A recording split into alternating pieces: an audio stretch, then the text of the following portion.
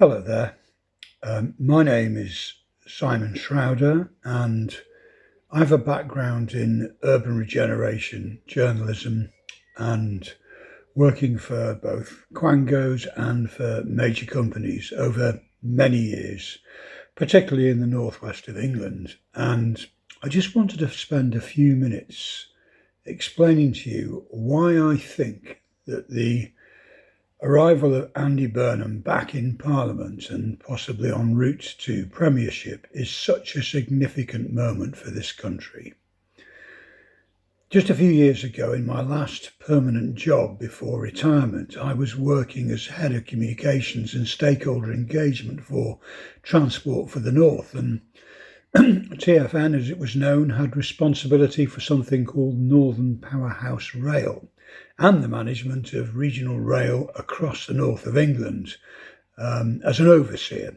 And one of the key people who sat on the Rail North Committee was nonetheless Mr. Andy Burnham.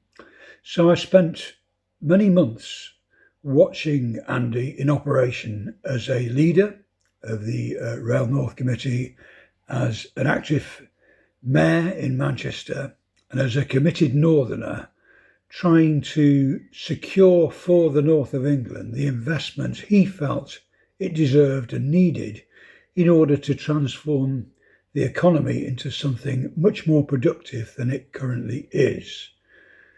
Now, during that time when he was having such a major input into the Rail North Committee and the decisions that were being taken, he demonstrated in spades an enormous capability for untangling spaghetti that seemingly seemed intertwined in such a way that it could never be untangled. He would always cut through to the real essence of what the issue was, focus minds and drive people forward in the right direction.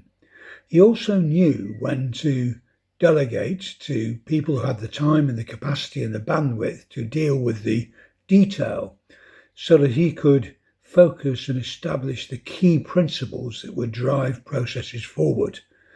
These, of course, together with clear communication, are the key qualities that are needed for great leadership. That's why I'm so encouraged that Keir Starmer has had the grace to move aside and to recognise charismatic leadership and talent when he sees it. I also think Wes Streeting and Rachel Reeves have seen that as well, which is why it's quite exciting to think about what cabinet Andy could pull together when he does establish himself in Parliament as the Prime Minister. I never thought I really would see that day come, but I do remember speaking to Andy in a room in Manchester city centre. I think it was the council offices, and I was in his office, and I did say to him some time ago, "Are you going to go back in London?" And he looked at me with a twinkle in his eye, and you could see that it was clearly the main agenda that was there all the time and had never really gone away.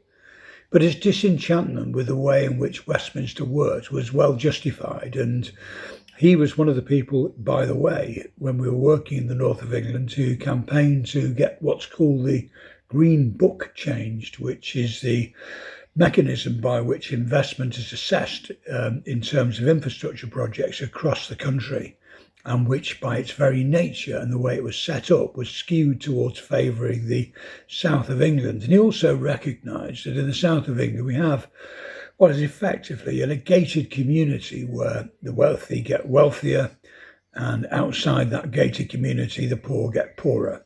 So there needs to be some counterbalance.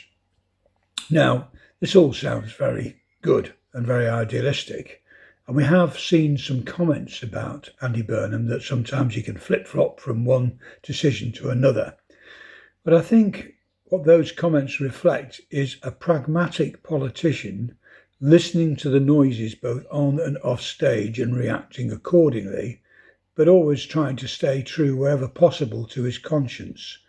And yes, that can mean you change your mind, but that's usually because pragmatism and information might change the way in which you have to go forward to get to your end objective.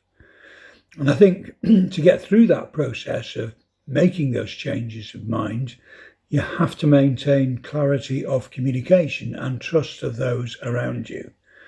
And if there's one thing Andy Burnham can do, it's gather people around him who are capable of engineering powerful and meaningful change. And that's why I think this is such an important moment for this country.